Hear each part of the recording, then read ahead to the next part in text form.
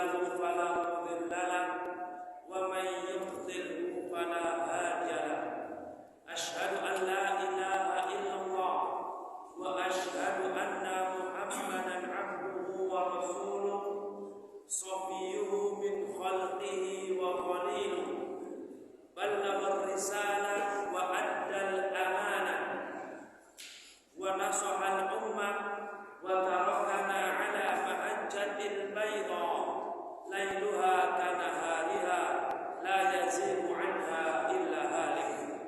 وقد قال الله تعالى في محكم التنزيل يا أيها الذين آمنوا اتقوا الله حق تقاته ولا تموتن إلا وأنتم مسلمون. وقال رسول الله صلى الله عليه وسلم اتق الله حيثما كنت وأتبع سيئة الحسنة تمحوها وخالق الناس بخلق حسن. أما بعد. Bapak-bapak, ibu-ibu yang dirahmati Allah Subhanahu wa taala, kita bersyukur kepada Allah yang masih memberikan kita nikmat sehingga Allah masih mampukan kita untuk dapat hadir di masjid yang mulia ini. Dan salawat beserta salam tercurah kepada Nabi Muhammad sallallahu alaihi wasallam. Jemaah yang dirahmati Allah Subhanahu wa taala, maka insyaallah di malam hari ini kita akan mengkaji tentang akidah, yaitu keyakinan. Maka sebenarnya masing-masing agama itu punya keyakinan. Akidah itu kan keyakinan. Kita orang Islam punya akidah, orang non-Muslim juga punya akidah. Tetapi akidah orang Islam yaitu tauhid, wahada yuwahidu tauhidan, ja'alahu wahid, jadi menjadikan satu. Maknanya apa? Mengesahkan Allah Subhanahu wa ta'ala. Apa urgensi mempelajari tauhid sebenarnya? Maka Allah Subhanahu wa ta'ala mengatakan liyabluwakum ayyukum ahsanu amala, untuk melihat dari kalian adakah di antara kalian yang amalnya bagus. Maka ahsanu amala dikatakan al-Fudail bin Iyad, yaitu apa? Akhlasuhum, orang yang paling ikhlas, wa aswabu, dan orang yang paling tepat mengikuti Rasul. Jadi sebaik-baik amal itu amalannya tepat, mengikuti Rasul dan ikhlas. Ini penting, dua hal ini penting. Jangan sampai kita hilangkan salah satunya. Orang hanya punya tauhid atau ikhlasnya saja yang besar, tapi amalannya apa? Tidak mengikuti Rasul sallallahu alaihi wasallam. Maka misalkan kita sholat apa ini nanti maghrib yang seharusnya 3 rakaat, misalkan dia tambah menjadi 4 rakaat, maka tentunya tidak mengikuti Nabi Muhammad sallallahu alaihi wasallam. Walaupun ikhlas pun sebaliknya, dia sholatnya luar biasa, tetapi apa? Tidak punya keikhlasan. Tentunya ini seperti orang-orang munafik. Orang munafik itu di zaman Rasul, sholatnya sesuai dengan tuntunan Rasul, tetapi tidak ikhlas. Karena sholatnya itu untuk mengelabui orang-orang Muslim, agar orang Muslim mengira kalau dirinya Muslim. Jadi sekali lagi, kita belajar tauhid, akidah atau keyakinan kita itu penting. Dan kemudian kita juga barengi dengan belajar fikih. Bagaimana kita itu apa? Bisa belajar, bisa beribadah sesuai dengan tuntunan Rasul sallallahu alaihi wasallam. Tambah lagi apa? Kita belajar akhlak, belajar adab, yang di situ juga penyempurna, mutammimat, penyempurna. Jadi orang akidahnya baik, amalannya baik, adabnya bagus. 3 hal ini masya Allah, ketika seorang padukan, maka ini menjadi orang yang apa? yang sempurna. Sempurna bukan berarti 100% tiada salah. Maknanya apa? Orang yang sungguh luar biasa, manusia super, kan begitu. Jadi jemaah yang dirahmati Allah, maka pembahasan kita di malam hari ini tentang tauhid, yaitu apa? Haqqullahi 'alal ibad wa haqqul ibadi 'ala Allah. Hak Allah atas hamba dan hak hamba atas Allah. Apa yang seharusnya Allah Subhanahu wa taala dapatkan dari kita? Apa yang harus kita lakukan untuk Allah maksudnya? Dan ketika kita sudah melakukan itu, apa yang Allah Subhanahu wa taala akan berikan untuk kita? Jadi tema ini berlandaskan kepada hadis Mu'adz bin Jabal. Insyaallah nanti di akhir kita akan baca hadisnya. Jadi haqqullah 'alal ibad, haqqul ibadi 'ala Allah. Hak Allah atas hamba dan hak hamba atas Allah Subhanahu wa taala. Jemaah yang dirahmati Allah Subhanahu wa taala, kita baca makanya qala Allah taala, Allah Subhanahu wa taala berfirman dalam surat Al-Dzariyat ayat ke-56. Kita hafal semua insyaallah. Allah berfirman, "Wa ma khalaqtul jinna wal insa illa liya'budun." Yaitu tidaklah aku ciptakan jin dan manusia kecuali untuk beribadah. Jemaah yang dirahmati Allah Subhanahu wa taala, jadi di sini Allah Subhanahu wa taala sedang menegaskan kepada kita bahwasanya kita hidup di muka bumi ini, tugas utama kita yaitu apa? Illa liya'budun, untuk beribadah kepada Allah Subhanahu wa taala.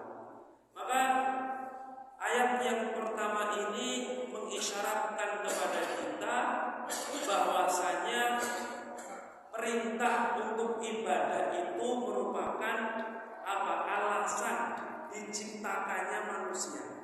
Kami ulangi lagi. Ayat ini mengisyaratkan kepada kita bahwasanya ibadah merupakan alasan yang mendasar ya diciptakannya manusia. Kenapa manusia diciptakan untuk ibadah? Di sana ada apa? Ada huruf lam, illa liya'budun. Liya'budun. Lam di sana artinya lam taklil, alasan. Alasan. Jadi alasan di sini adalah tadi sebagai sebab Allah Subhanahu wa taala menciptakan jin dan manusia. Maka kita bahas di sini. Khalaqtu artinya aujadtu. Kata Allah, aku telah menjadikan ada. Badi'us samawati wal ardh. Badi itu menciptakan sesuatu yang sebelumnya belum ada. Khalaqtu kata Allah menciptakan sesuatu yang sebelumnya belum ada. Dan ini merupakan bentuk keagungan Allah Subhanahu wa taala. Jadi Allah Subhanahu wa taala itu apa? Menciptakan sesuatu yang belum ada contohnya sebelumnya. Ya. Manusia sebelumnya belum ada contoh. Tetapi kalau manusia apa yang pintu, Pak Tukang membuat pintu. Pertanyaannya, ketika Pak Tukang membuat pintu, pertama dia akan mencontoh pintu mana yang bagus, contohnya mana yang bagus untuk saya buat, kan begitu. Yang kedua, Pak Tukang itu tidak bisa untuk mengadakan bahan baku dari pintu tersebut. Apa bahan bakunya? Kayu. Apakah Pak Tukang itu kemudian yang menumbuhkan kayu? Bukan. Tetapi Allah Subhanahu wa taala menciptakan manusia yang membuat atau yang membentuk ya Allah, bahannya pun Allah Subhanahu wa taala yang menciptakan. dan ciptaan yang pertama untuk manusia yaitu apa? Dari turab, dari tanah. Yang tanah tersebut setelah itu ketika sudah menjadi Nabi Adam, lalu Hawa diciptakan dari apa? Tulang rusuk Adam. Dan kita hari ini diciptakan dari apa? Dari mani. Ya, diciptakan dari mani. Walaupun unsurnya secara tidak langsung berasal dari tanah. Cuma yang dirahmati Allah Subhanahu wa taala, khalaqtul jinna wal insa. Itu manusia kita sudah tahu. Siapa manusia? Ya kita. Lalu kemudian jin. Siapa itu jin? Yaitu alamun ghaibiyun khafiyun anna.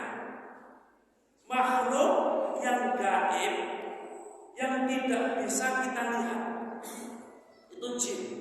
Maka kalau ada dalam bahasa Arab suatu kata terdiri dari jim nun. Jim dan nun itu sesuatu yang tidak terlihat. Misalkan apa? Jin nun, jin. Kita tidak bisa melihat. Atau orang bisa melihat jin, berarti bisa jadi matanya disihir. Orang yang bisa melihat jin, Bapak Ibu, itu bukan kelebihan, itu kekurangan. Dia sedang kesurupan jin. Jadi kalau ada anak, bahasa kita apa Bapak Ibu? Indigo kan itu. Ada anak indigo, itu bukan merupakan kelebihan, tapi apa? Kekurangan yang harus diruqyah. Karena normalnya manusia tidak bisa melihat jin. Khafiyun anna. Jin itu makhluk yang tidak bisa kita lihat, tidak bisa kita rasakan dan kita tahu kecuali dari wahyu yang telah Allah dan Rasulnya sampaikan kepada kita. Kecuali jin itu sudah berbentuk ya dari misalkan penciptaannya yang tidak terlihat, kemudian menjelma sebagai penciptaan yang bisa kita rasakan. Contoh, Bapak Ibu yang dirahmati Allah, Abu Hurairah itu pernah menjaga harta zakat. Harta apa Bapak Ibu? Harta zakat. Lalu ada orang yang mencuri harta zakat itu, dipegang oleh Abu Hurairah. Akan saya laporkan kamu ke Rasul. Maka orang tadi mengatakan, tolong jangan laporkan saya ke Rasulullah. Ya, saya besok tidak akan mengulangi. Dilepas itu, Pak Bu. Besoknya lagi mencuri, ditangkap lagi oleh Abu Hurairah. Akan saya laporkan ke Rasulullah. Apa kata orang tadi? Ya, saya tidak akan mengulangi lagi. Tolong lepaskan. Yang ketiganya mencuri, dipegang lagi oleh Abu Hurairah. Sekarang tiada maaf bagimu melepaskan ini. Saya akan laporkan ke Rasulullah. Apa kata dia? Tolong lepaskan aku. Ganjarannya akan aku ajarkan kepadamu ya salah satu bacaan yang ketika dibaca setan takut. Yaitu apa? Ayat kursi. Lalu dilepaskan oleh Abu Hurairah dan Abu Hurairah melaporkan kejadian itu kepada Rasul. Ya Rasulullah, saya begini. Apa kata Rasul? Shadaqaka wa huwa kadhub. Dia telah jujur walaupun makhluk pendusta.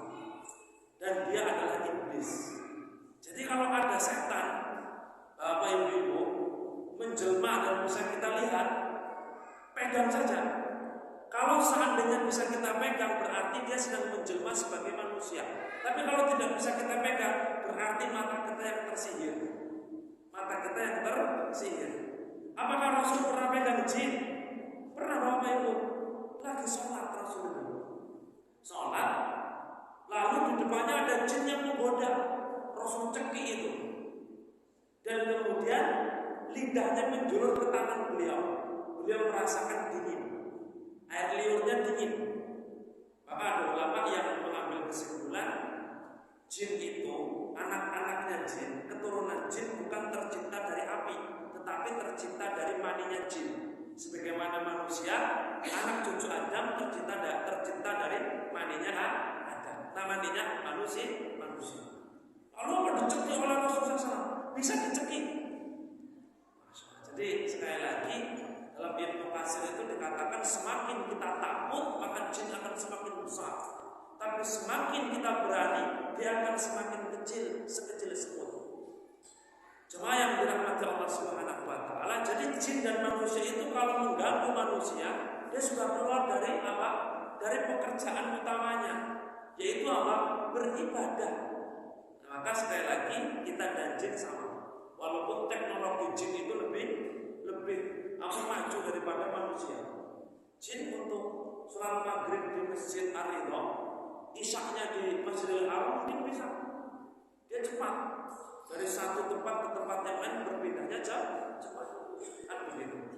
Kembali kepada pembahasan, jadi tidaklah aku ciptakan kata Allah jin dan manusia illa liya'budun, kecuali untuk beribadah kepada Allah. Maka apa itu ibadah?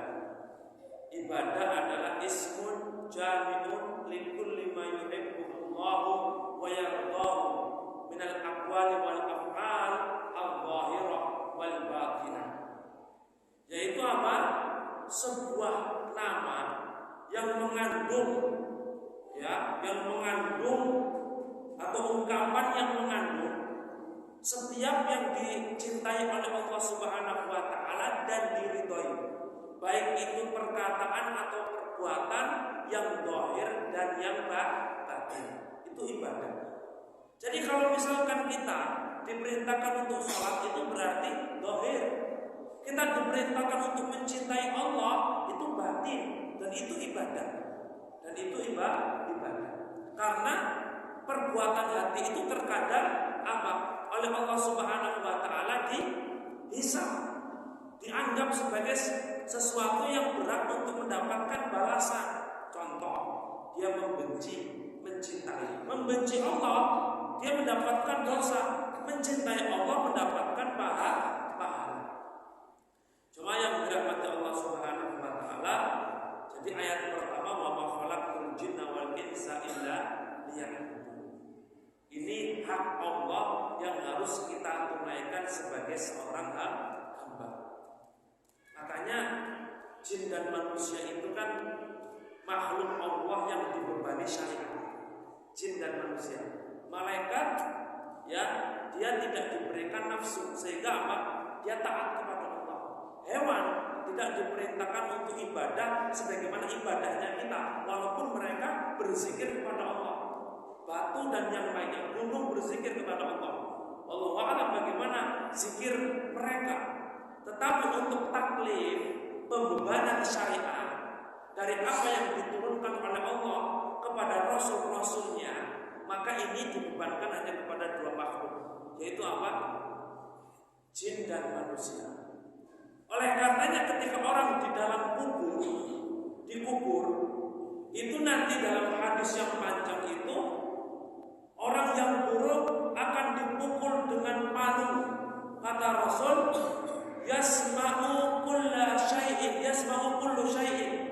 Maka itu akan semuanya akan mendengar kecuali dua, yaitu apa? Manusia dan jin. Jadi ketika nanti manusia diletakkan ke dalam liang lahat, dipukul oleh malaikat dengan palu, itu dia menjerit sekuat-kuatnya dan semua bisa mendengar kecuali manusia dan jin. Apa hikmahnya? Tentu kalau mereka bisa mendengar, ya tidak ada ujian-ujian yang lain, ya tidak ada kemaksiatan. Maka semua orang baik semuanya, tidak perlu ada taklif, kan begitu.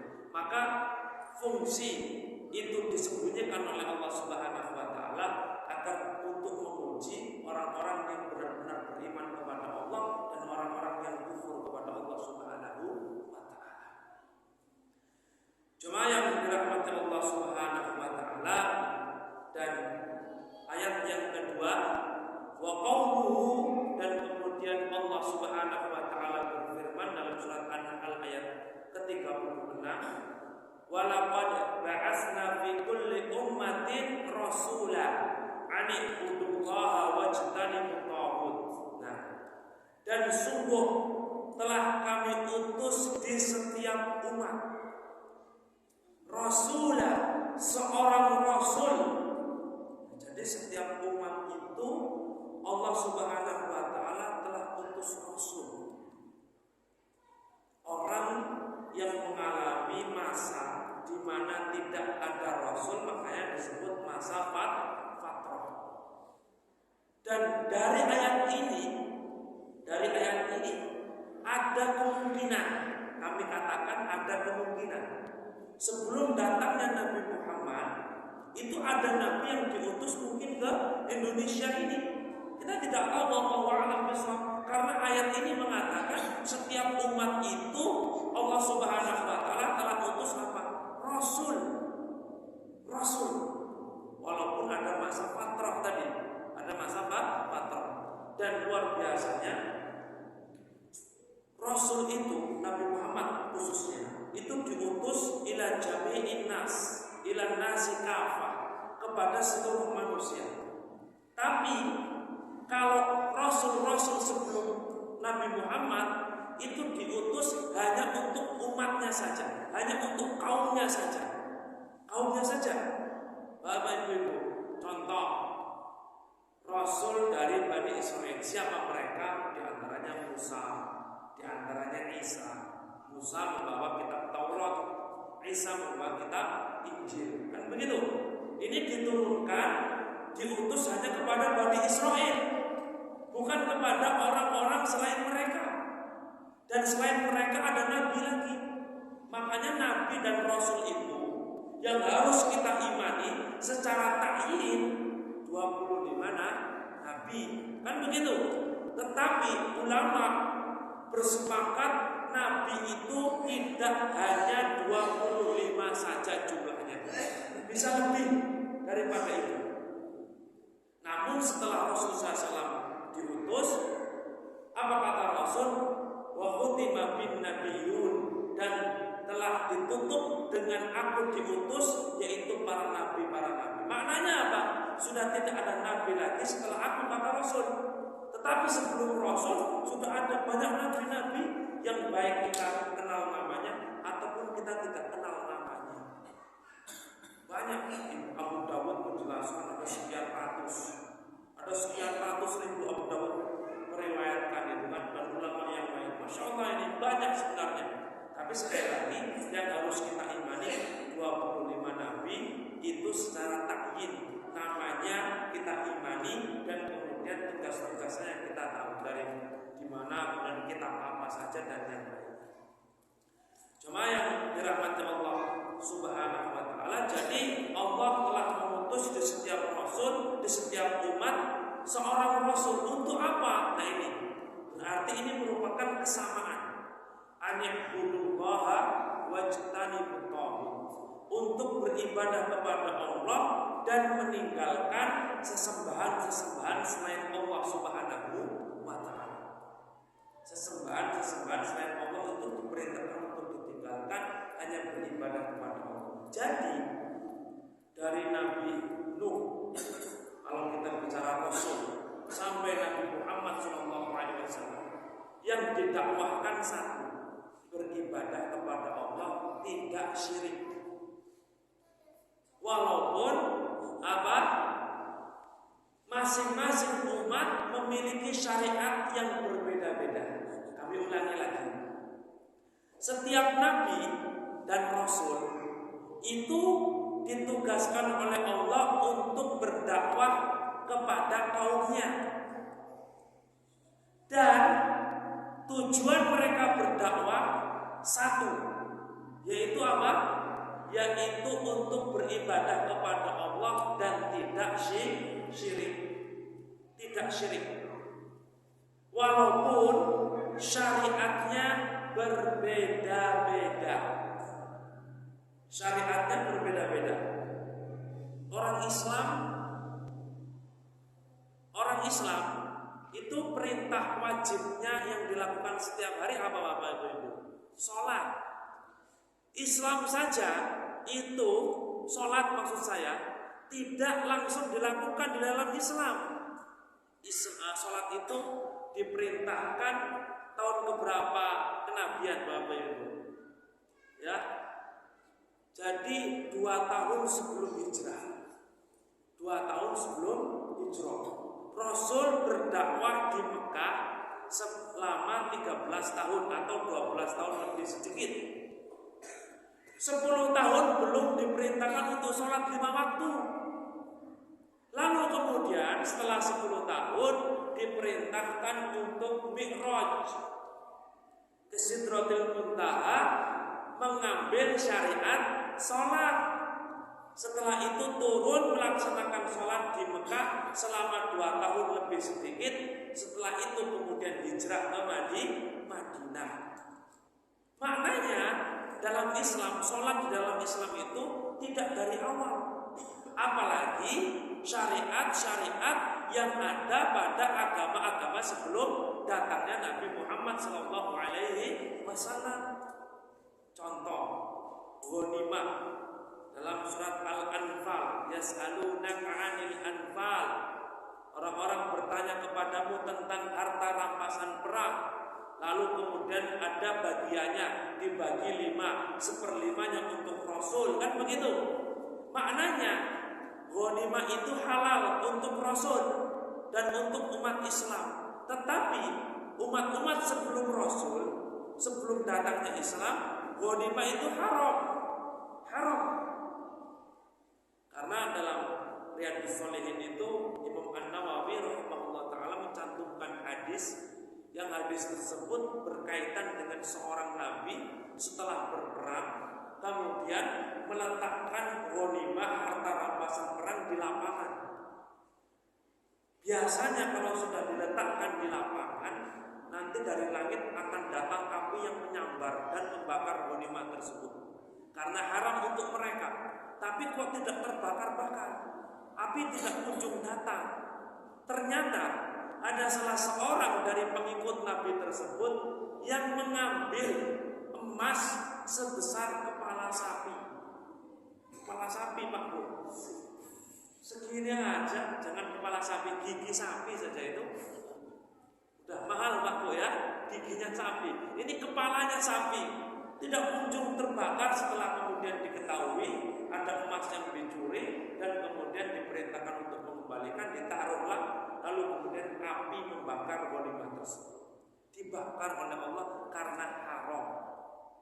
Nah, ini jadi sekali lagi seluruh Rasul, seluruh Nabi dan Rasul apa seruannya? Beribadah kepada Allah dan meninggalkan kesyirikan. Walaupun bentuk ibadahnya terkadang berbeda. Cuma yang dirahmati Allah Subhanahu wa ta'ala, maka kita sudah bahas tadi ibadah apa, wajtanibu at-taghut, meninggalkan taghut. Maka di sini apa yang disebut taghut sebagaimana Fir'aun. Idhab ila fir'auna innahu tagha.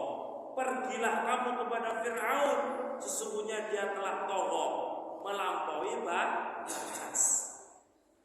Seorang hamba harus beribadah, tapi dia mengatakan ana rabbukumul a'la, saya Rabbmu yang paling tinggi. Nah, ini maknanya apa? Melampaui batas. Maka kemudian dijelaskan oleh Ibnu Qayyim rahimahullah taala, yang disebut taghut adalah ma tajawaza bihil 'abdu haddahu. Seorang hamba telah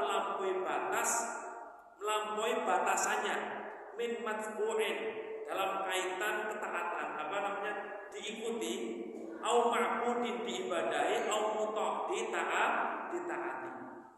Al-matbu' adapun yang kemudian diikuti seperti al-kuhan, para dukun, was-saharah, dan orang ataupun tukang sihir.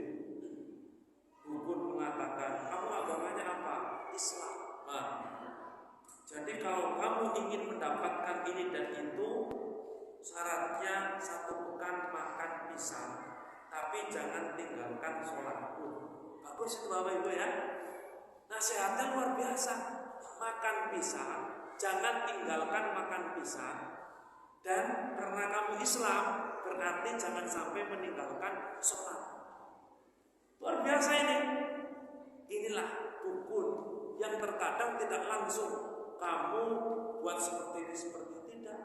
Mereka sudah melakukan sebuah penelitian bertahun-tahun.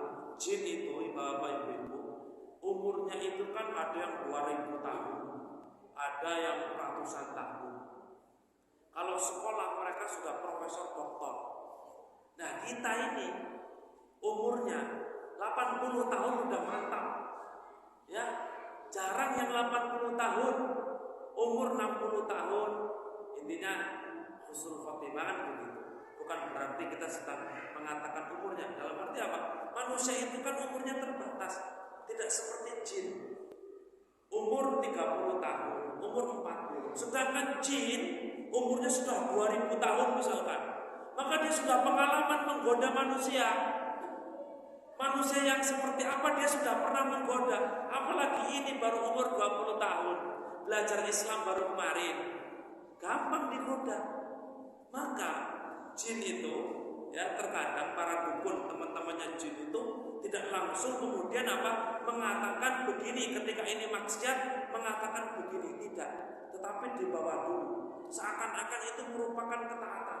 Terus akhirnya nanti sampai kepada kesyirikan. Perintah sholatnya bagus, ya.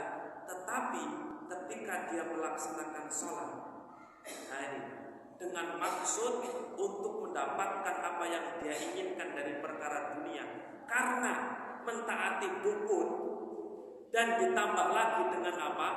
Dengan memakan pisang, yang itu tidak diperintahkan oleh Allah dan Rasulnya dalam arti mewajibkan.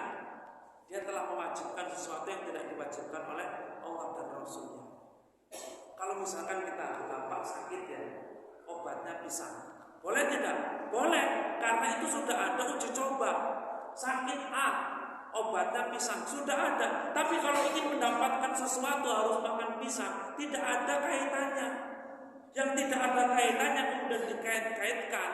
Nah itulah khawatir masuk kepada perdukunan. Ini harus kita waspadai. Yang seperti ini kita sholat 5 waktu, sholat berjamaah di masjid, masih percaya dengan hal-hal yang seperti itu, maka sangat disayangkan. Salah seorang sahabat ada yang pernah menemui Rasul, lalu di tangannya ada gelang bapak ibu. Bukan gelangnya ini. Ketika ditanya untuk apa gelang itu, tolak balak. Lalu kata Rasul, inza'ha, lepas. In mutta fahiya alaika ma'aflahta abada. Jika engkau mati sedangkan gelang itu masih menempel di tanganmu, engkau tidak akan pernah sukses selama-lamanya. Tidak akan masuk surga karena telah melakukan kesyirikan. Jadi gelang apa kaitannya dengan tolak balak? Kan begitu. Kecuali memakai gelang mungkin bagi perempuan untuk apa? Agar terlihat cantik, terlihat indah di mata suaminya ibu-ibu, bukan di mata yang lain. Kadang-kadang mau kondangan cantik, mohon maaf, tapi di depan suaminya beda, kan begitu ya. Kondangan cantik, mau kemana cantik, di rumah biasa saja. Padahal kita disuruh berdandan itu ya, yang lebih prioritaskan adalah di depan suami. Bapak ibu-ibu yang dirahmati Allah Subhanahu wa taala, al-ma'bud al-asnam seperti sonam, yaitu berhala. Diibadahi, disembah. Berhala itu kan disembah, ya. Atau al-muta yang ditaati seperti siapa? Seperti Fir'aun. Pemimpin yang zalim yang dia menghalalkan yang haram atau mengharamkan yang halal seperti Fir'aun. Atau mentaati Fir'aun termasuk kesyirikan. Makanya Nabi Musa itu hal yang terbesar menjadi tujuan Nabi Musa adalah apa? Beribadah tadi agar orang tidak syirik, dan bentuk kesyirikan pada saat itu adalah apa? Orang-orang menyembah Fir'aun. Ya, orang-orang menyembah Fir'aun. Walaupun enggak sujud, tapi apa? Mentaati Fir'aun lebih daripada mentaati Allah Subhanahu wa taala. Cuma yang dirahmati Allah Subhanahu wa taala, lalu kemudian Allah Subhanahu wa taala berfirman, wa qada rabbuka alla ta'budu illa iyyahu wa bil walidaini ihsana. Rabbmu telah mewajibkan kepadamu agar engkau Allah ta'budu, tidaklah engkau beribadah illa iyyahu, kecuali kepada Allah Subhanahu wa taala, wa bil walidaini ihsana, dan berbuat baiklah kepada kedua orang tua. Jadi perintahnya ini masih hak Allah yang harus kita tunaikan, beribadah kepada Allah Subhanahu wa taala. Lalu apa hak Allah? Ya, apa hak kita, mohon maaf, yang Allah Subhanahu wa taala akan berikan kepada kita? Hadis Mu'adz bin Jabal. Saya bacakan hadisnya. An Mu'adz bin Jabal, dari Mu'adz bin Jabal radhiyallahu anhu, qala, beliau berkata, kuntu radifan nabi ala himarin, aku pernah menaiki keledai berada di belakangnya Rasul. Yang di belakang itu dibonceng atau membonceng Pak Bu? Saya kadang-kadang bingung, saya mau membonceng kamu. Bonceng itu yang di belakang atau yang di depan? Pokoknya Mu'adz ini di belakang lah. Rasul yang di depan, Mu'adz di belakang, menaiki keledai. Kita naik motor, yang mengendarai Rasul, yang di belakang Mu'adz. Dan Mu'adz ini masih kecil pada saat itu. Lalu Rasul berkata, ya Mu'adz, atadri ma haqqullahi 'alal ibad wa ma haqqul ibadi 'ala Allah. Wahai Mu'adz, tahukah engkau apa hak Allah atas hamba dan apa hak hamba atas Allah? Apa hak Allah yang harus ditunaikan oleh hamba dan apa hak hamba yang semestinya Allah berikan kepada hamba tersebut? Qultu, aku mengatakan, kata Mu'adz, Allah wa rasuluhu a'lam. Allah dan Rasulnya lebih tahu. Ini luar biasa, gak sembarangan berbicara. Rasul bertanya, Allah wa rasuluhu a'lam. Lalu kemudian qala, Rasulullah SAW bersabda, haqqullahi 'alal ibad. Ini penting. Hak Allah atas hamba Allah yang harus ditunaikan dari hamba Allah untuk Allah Subhanahu wa taala. Apa? Ayya'buduhu wa la yusyriku bihi syai'a. Untuk beribadah kepada Allah dan tidak mensyirikkan Allah dengan apapun. Ini tadi yang harus kita tunaikan. Karena Allah itu sebenarnya tidak butuh dengan kita, Bapak Ibu. Tidak butuh dengan kita. Ya, Allah tidak butuh dengan apa yang kita berikan kepada Allah. Kita berinfak, Allah tidak butuh dengan uang kita. Kita beribadah, Allah tidak butuh dengan gerakan kita. Hanya saja Allah ingin melihat mana orang-orang yang tulus, benar-benar ingin masuk surga, dan mana orang-orang yang membangkang kepada Allah. Padahal Allah sebenarnya juga sudah tahu. Sebelum Allah menciptakan langit dan bumi, kita itu sudah ditakdirkan oleh Allah. 50.000 tahun sebelum Allah ciptakan langit dan bumi, Bapak Ibu. 50.000 tahun. Setelah itu langit bumi diciptakan. Setelah itu kemudian Nabi Adam diciptakan. Nabi Adam ke sebelum Masehi kira-kira berapa tahun? Setelah Masehi sampai sekarang berapa tahun? Berarti duduknya kita di sini itu sudah diatur oleh Allah Subhanahu wa taala sejak ratusan ribu tahun yang lalu. Tetapi kalau kita sudah ditakdirkan oleh Allah, kenapa kita ibadah? Kan begitu. Maka kata Rasul, i'malu, beramalah, fakullun muyassarun lima khuliqa lahu. Setiap orang itu akan dipermudah untuk melakukan perbuatan yang telah diciptakan untuknya. Dia diciptakan masuk surga, akan mudah berbuat apa? Ibadah. Dia diciptakan masuk neraka, akan mudah berbuat kemaksiatan. Mudah-mudahan kita sholat 5 waktu berjamaah, sering melakukan atau sering mengikuti pengajian, itu merupakan tanda Allah sedang atau menciptakan kita untuk mendapatkan kebaikan berupa surga. Amin ya rabbal alamin. Kita lanjutkan. Wa haqqul ibadi 'ala Allah. Nah ini, dan hak hamba atas Allah. Allah memberikan untuk hambanya apa? Kan begitu. alla yu'adziba man la yusyriku bihi syai'a. Tidak mengadab orang yang tidak berbuat syirik kepada Allah. Tidak mengadab orang yang tidak berbuat syirik kepada Allah. Ada ulama yang mengatakan hadis ini beberapa kata ada yang dihilangkan oleh Rasul. Yaitu apa? Alla yu'adziba man ya'budullaha wa la yusyrika bihi syai'a. Allah tidak mengadab orang yang beribadah kepada Allah dan dalam ibadahnya dia tidak syirik. Ada yang mengatakan demikian. Tetapi dohir hadis, Allah tidak mengadab orang yang berbuat syirik. Jadi bahasanya kan begini, yang penting tidak syirik, kan begitu, walaupun maksiat. Namun jamaah yang dirahmati Allah Subhanahu wa taala, bagaimana untuk menggabungkan itu? Untuk menggabungkannya adalah ketika orang sudah sering bermaksiat, maka kesyirikan pun akan mudah dia lakukan.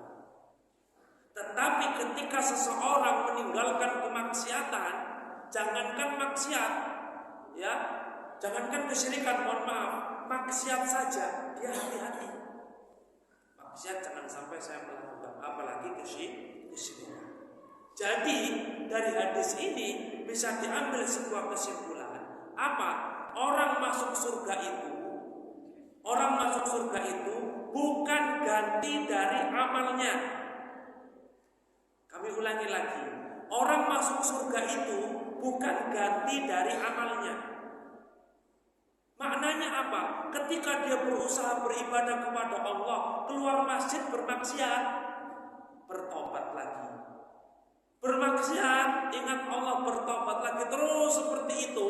Tapi dia tidak syirik kepada Allah, mati tidak mensyirikkan Allah, dia tidak diadab oleh Allah Subhanahu wa ta'ala. Walaupun pernah bermaksiat.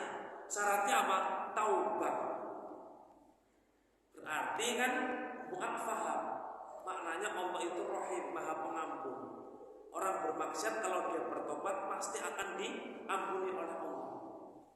Ini kan mudah.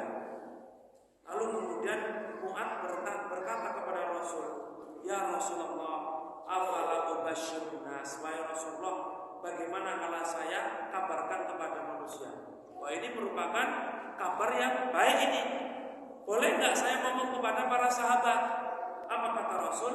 La tubasyirhum, jangan engkau kabarkan kepada mereka, fayattakilu, khawatir mereka akan berpangku tangan. Maknanya apa? Akan berleha-leha tidak ibadah. Yang penting tidak syirik.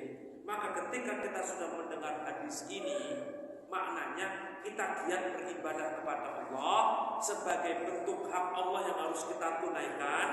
Adapun ketika kita bermaksiat, kita kemudian mencoba untuk bertaubat kepada Allah Subhanahu wa ta'ala dan meninggalkan kesyirikan kepada Allah, maka insya Allah dengan itu dia akan mendapatkan surga Allah Subhanahu wa ta'ala.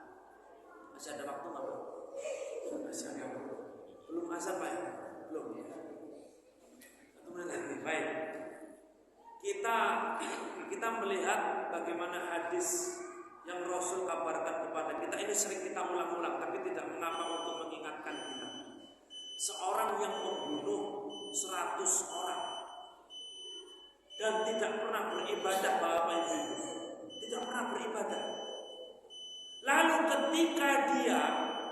ketika dia ingin bertobat kepada Allah, baru niat bertobat dan berjalan. Maksiatnya misalkan jauh. Kamu kalau mau bertobat datang ke Masjid Ar-Ridho misalkan. Kan begitu contohnya yang Rasul sampaikan itu. Dia berjalan dari tempat dia dulu bermaksiat menuju tempat di mana dia bisa bertaubat, bisa melaksanakan ibadah dengan tenang. Maka apa? Berjalan. Belum sampai tempat di mana yang dia tuju, meninggal dunia. Bisa Bapak Ibu bayangkan 100 orang. Satu orang saja bikin heboh Indonesia. Kan begitu. Sidangnya berlanjut-lanjut. Ini 100 orang. 100 orang. Yang kemudian ketika meninggal di perjalanan, malaikat rahmat dan malaikat azab berselisih. Ini hak saya, ini hak saya. Kenapa? Kan sudah bertobat. Enggak, ini belum bertobat, dia ahli maksiat.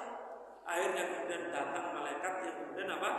Memberikan sebuah solusi, ya, mengadili mereka, memberikan jalan tengah. Kalau begitu ya sudah diukur. Ternyata hanya selisih dalam hadis 1 dirham, ya, atau dalam riwayat yang lain ada 1 langkah dan jam. Intinya apa? Selisihnya sedikit, tidak sampai berkilo-kilo.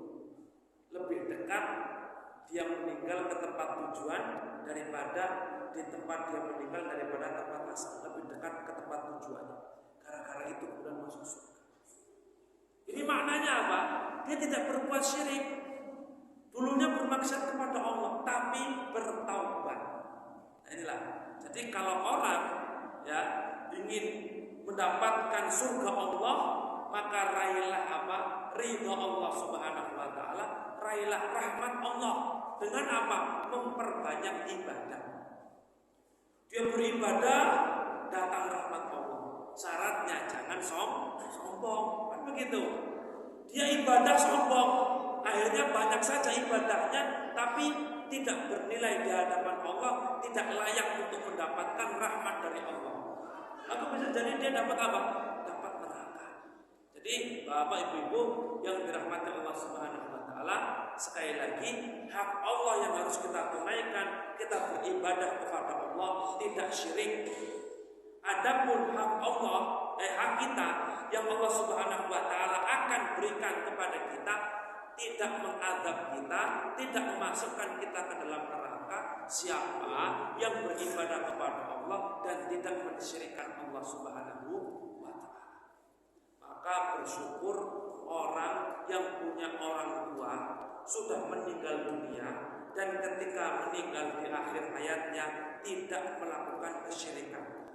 Walaupun mungkin pernah bermaksiat tapi tidak syirik, bersyukur masih bisa diselamatkan.